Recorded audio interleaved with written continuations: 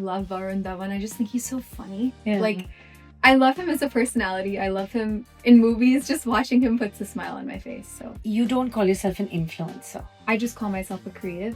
How does an Indian girl decide to take this career up? Well, that's a good question. Painful about a creative career. All of my other cousins have stable 9-to-5 jobs. For me, it's always like, okay, where's the next thing coming from? Where's the next opportunity coming from? Where's the next check coming from? Do I need to expand beyond content creation? And why does it matter? Like, if you're happy, then like, why does it matter what they say about what you said or how you ate? Or I want to be in the driver's seat of how people perceive me, as opposed to letting people drive me. Yeah.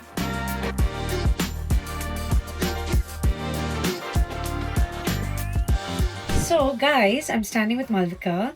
She is an incredible content creator here in LA. She's born and raised here to Indian parents, and she's 26 and she's incredibly bright. And I think she's got a great future. Thank you. I appreciate that. So Malvika, you don't call yourself an influencer.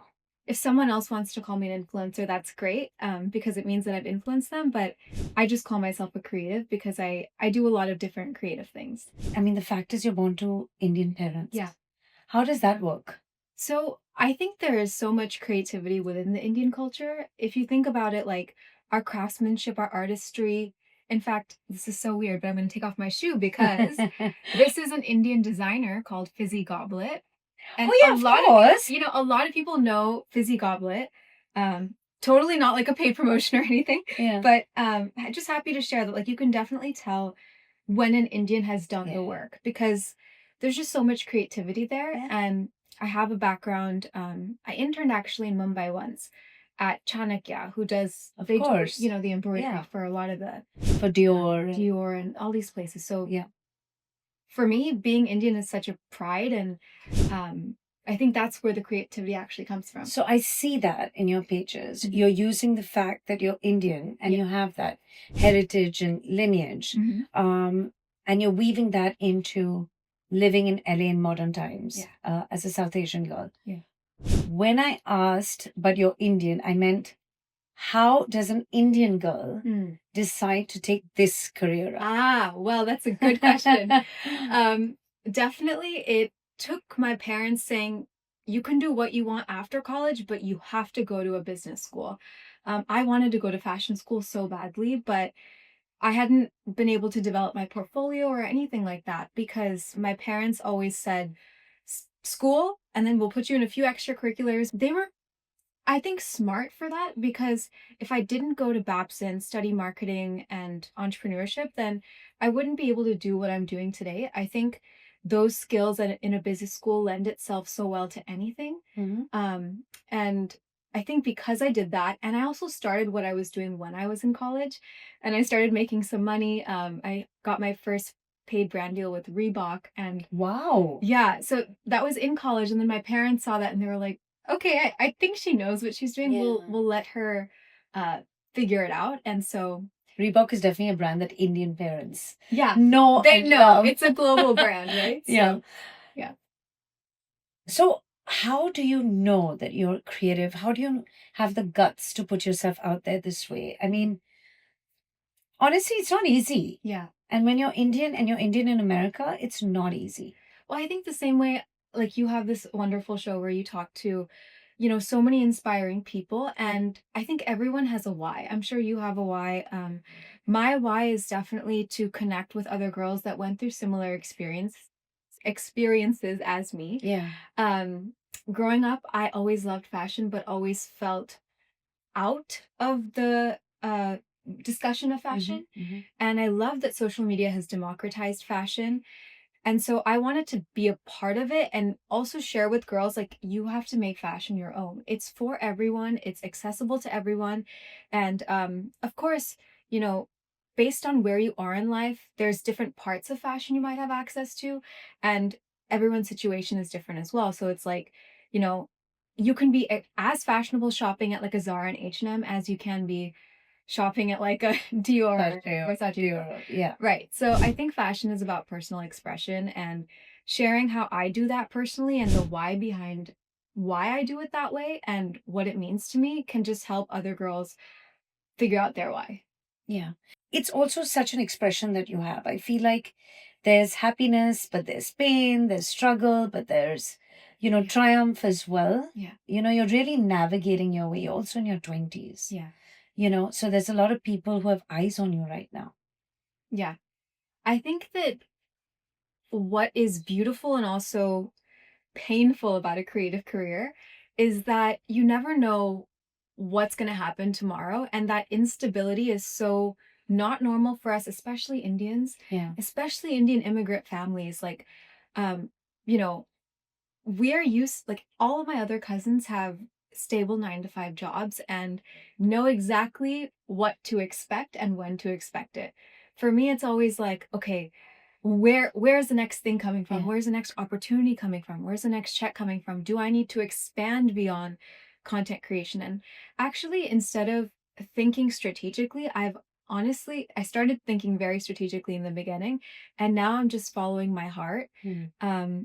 And I think that's kind of what led me to music as well. I've done a little bit of acting as well, and Yes, you were in a film. yes, yes, You're doing a song now. yeah.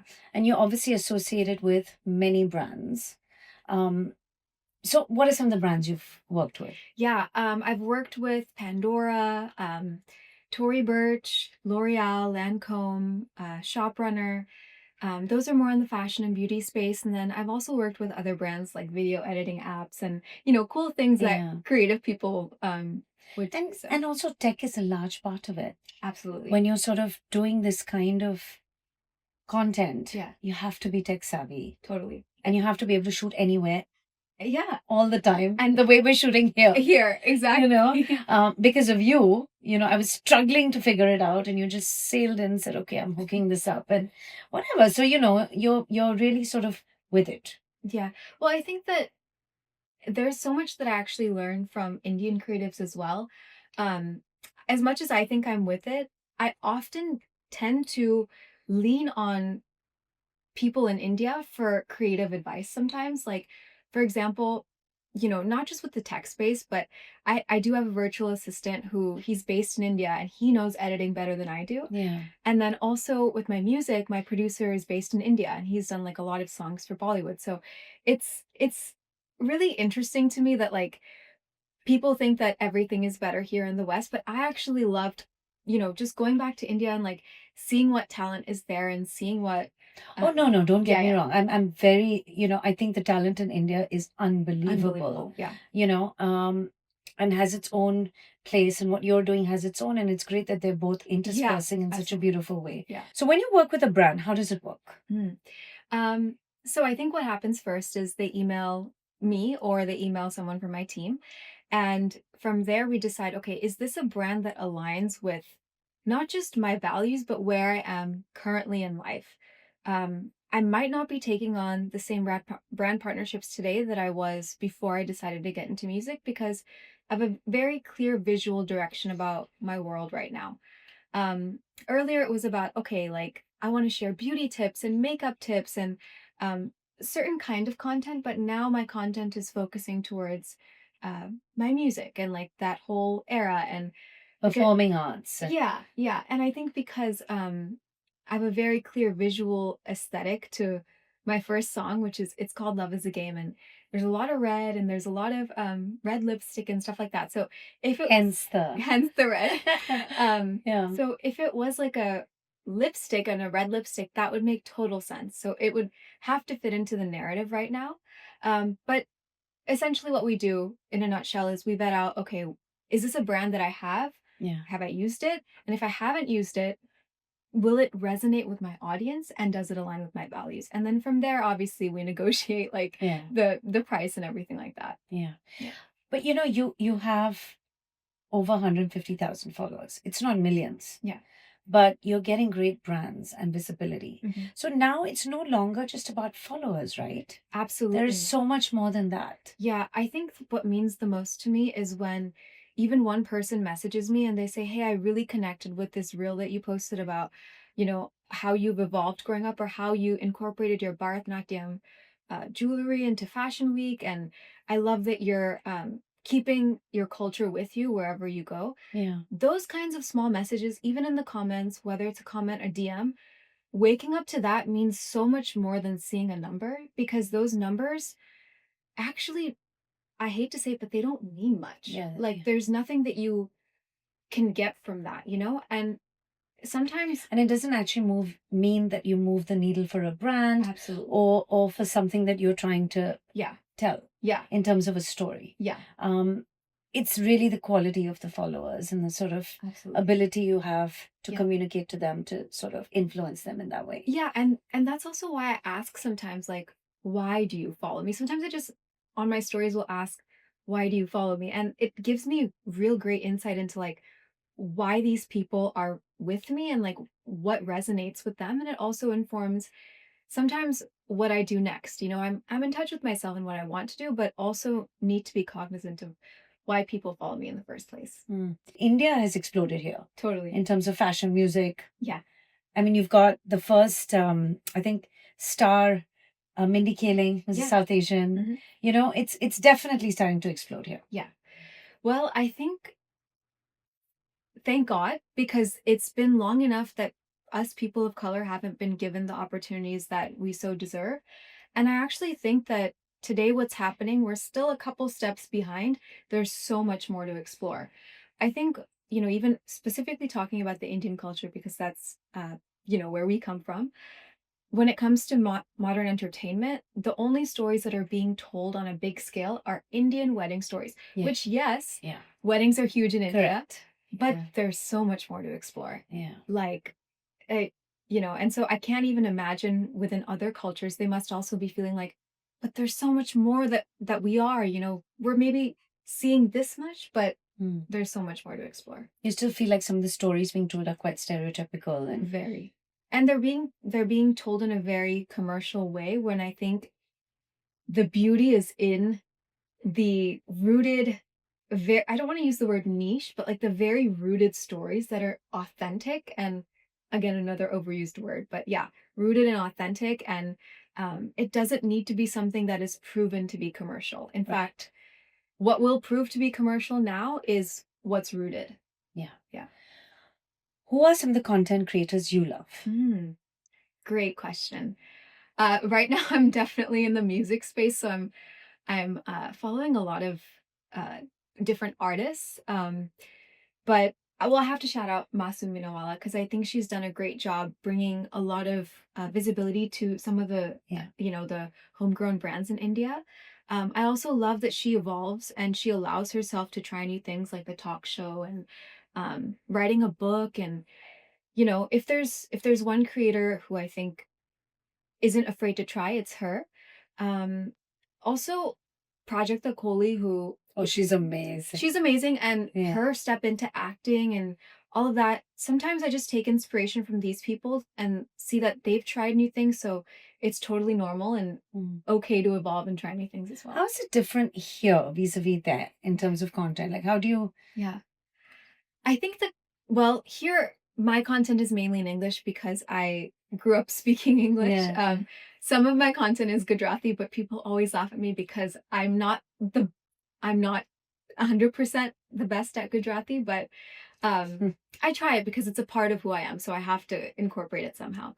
I do see that in India there's a lot of English content, but they also try to balance it out with Hindi content, which I think is great and important. Yeah. Um, Okay. So, tell me, how do you deal with trolls? I Because that's something that people Yeah. are facing worldwide, Yeah. even in India in a big way, actually. Yeah. I don't know how it works here. Yeah. But how do you deal with that, Malvika? Because someone will say that, oh, you're too thin, or you're too this, or Yeah. you're too that, or, Yeah. you know, there must be some. Yeah. And Um, I think it's similar to, it's funny because growing up there was always like auntie gossip that would happen, like Yeah. at parties and stuff like that. And I was always be that one person that would always be like, okay, but why does it matter? Like, if you're happy, then like why does it matter what they say Yeah. about you know, what you said or how you ate or these small things? But then I stepped into social media and realized Oh, wow, it does affect you. It really does affect you, especially if it's like one person that says a hate comment and a ton of people start liking that, commenting, and perpetuating that hate narrative. Um, to be very honest, it's still a work in progress. Yeah. Some days I can handle it way better because I've taken better care of myself.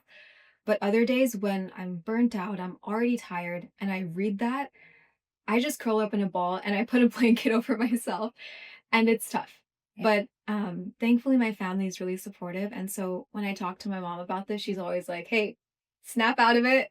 This doesn't mean anything." Now that auntie gossip that you were talking about, Mhm. is there still auntie gossip when you walk in? I That she's not a doctor, she's not a lawyer, she's not got a finance job. Yeah, What is she doing? And she's 26 and she's not not even, is she married. dating someone? Yeah. What's going on? Okay. So this song is actually kind of an answer to some of the aunties because Yeah. the question of marriage, especially at my age, always comes up. And I'm like, okay, let me just address what I feel about love right now because Yeah. I'm going to address it in a song because I don't want to like tell the aunties specifically like why I'm not dating and all this stuff.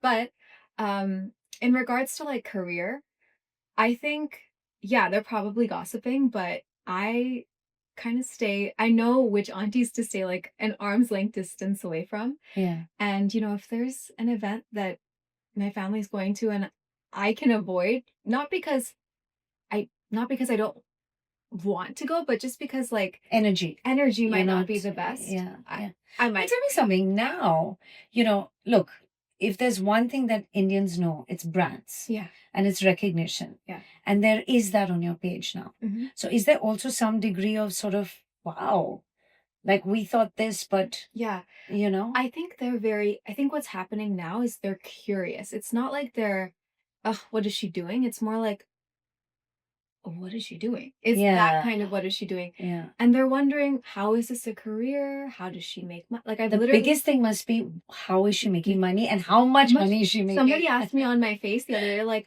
oh, so how much did this brand pay you? And I said, don't worry, auntie, they paid me really well. Like you kind of have to like just And in the head, I can see the calculation. Yeah.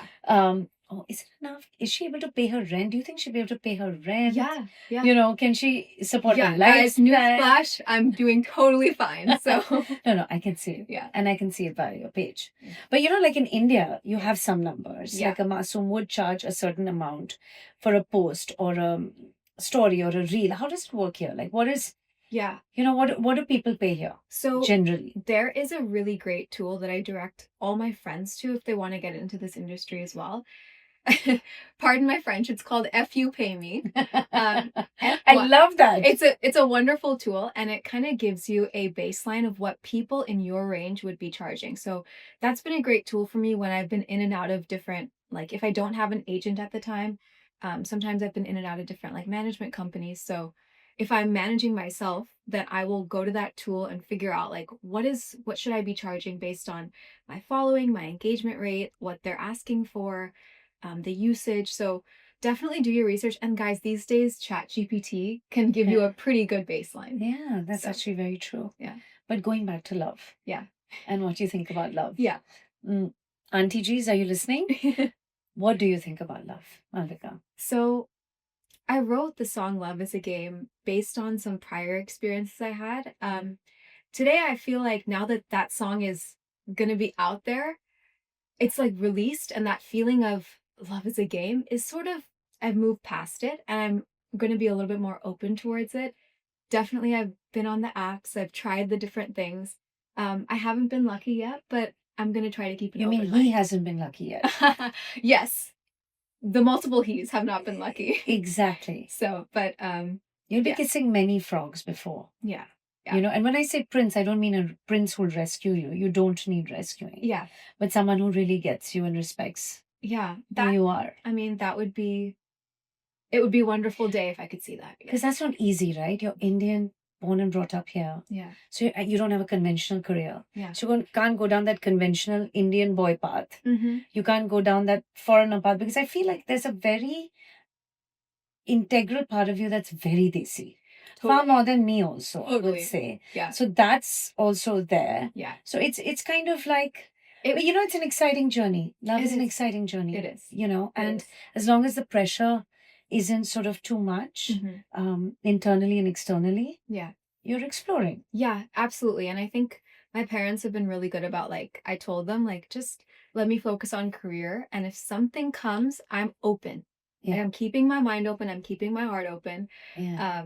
And so we'll see what happens. So, lastly, Malvika, what do you want out of life now as someone who's obviously starting to do well, but there's obviously some insecurity in this career, whether it's content, beauty, singing, movies. Yeah. What do you want for yourself, and what do you see for yourself, and what are you working towards? I'm working towards creating my own identity versus earlier, I think I was catering to what was working for me and like what people wanted to see. Yeah. Today, I'm very, very keen on creating my own identity in the world and exactly the way that I believe I am meant to be perceived. Like, I want to be in the driver's seat of how people perceive me as opposed to letting people Drive you drive me. Yeah. and your actions Yeah. and your Because decisions. as a creator, you tend to do what works. And I'm not doing that anymore. Today, I'm like genuinely an artist, whether it's music or, the fashion space or with acting. Like, I just want to be the most pure version of an artist that there can be. That's lovely, Malvika. The one thing that I see on your page are these hacks that you do. Yeah. It comes from just an innate, I'm really scrappy in general. Like, I, growing up, I didn't have a lot. So I would just take whatever I had, take from my mom's closet, take my dad's shirts, and play arts and crafts with it. And that really hasn't left me.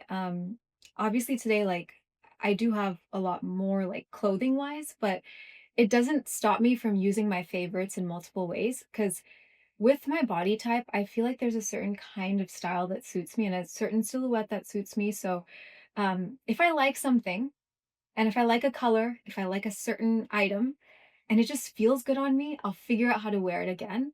And I think dupattas are great. A lot And of you've people done so much on sarees. sarees as well. Dupatta Yeah. sarees, they're great because they're just essentially pieces of fabric. Yeah. And you can reimagine them however you want. So, who are your favorite Indian designers?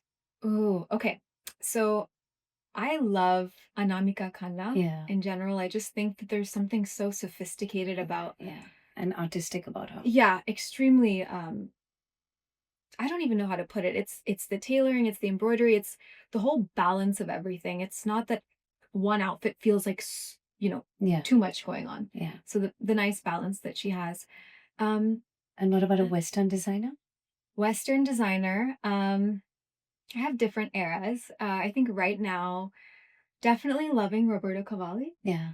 Just because there's something about it that also just feels a little bit um Indian? It's not an Indian brand, but a fun The fact. colors. Colors, yeah. Fun fact, Roberto Cavalli, a lot of their embroidery is done in India. Yeah. So you will feel a little bit of that embroidered touch to it. Yeah. So I like that. Amazing. So when you say you didn't grow up with that much, does that mean your parents were frugal about your upbringing? They're Gujarati parents. They were extremely frugal. And my dad didn't grow up with much. He came from a very, very like humble beginnings, I would say. And he made it really when he came to the States, but that didn't mean that he changed his entire lifestyle after that. In fact, for him, he still is living a very, very, very simple life. He actually doesn't love fashion. He's not into these clothes and brands and all this. So I have a lot of my dad in me, but then I have a lot of my mom and my late grandmother who was very into like making sure her nails were done and like making sure she was well put together. And also, I think privilege is really the enemy. Yeah. I know you may not feel like that. Yeah. But gifting yourself or sort of earning things yourself. Yeah. I think is going to hold you in really good stead. I think so too. And I won't lie, because definitely my family comes from some sort of privilege. I think everyone in their life has different kinds of privilege. Privilege comes in different forms. But I think going out on my own and telling my parents, hey guys, I got this. Just let me do it. And them being able to actually see that I'm on my feet and able to do it, Mm. that is a feeling that I don't think it's just an irreplaceable feeling. Yeah, I think you've got that support privilege. Yeah. Going, Support privilege is definitely there. My parents, and that's the one did, thing I find with Indian families. They may sort of drive you nuts, yeah, and make you want to do what they want, whether it's marriage, career, whatever. yeah, But the support is kind of unshakable. They yeah, are sort of yeah. I the strength yes. that you can fall back on. I think there's a lot of close knitness in Indian families, whereas in Western culture, you'll see maybe the families aren't so close, and like once you're 18, you're on your own. Like, Yeah. don't come to us. Like, Yeah. figure it out.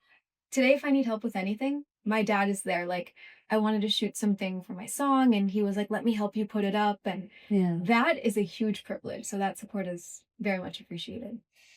Okay, Malvika, this was so lovely. Thanks. Wishing you all the best. So when is your song coming out? Friday the 13th, June 13th. Oh, Yeah. lucky for some. Yeah. I'm sure it'll be lucky for you. And Hopefully. what's the whole like process?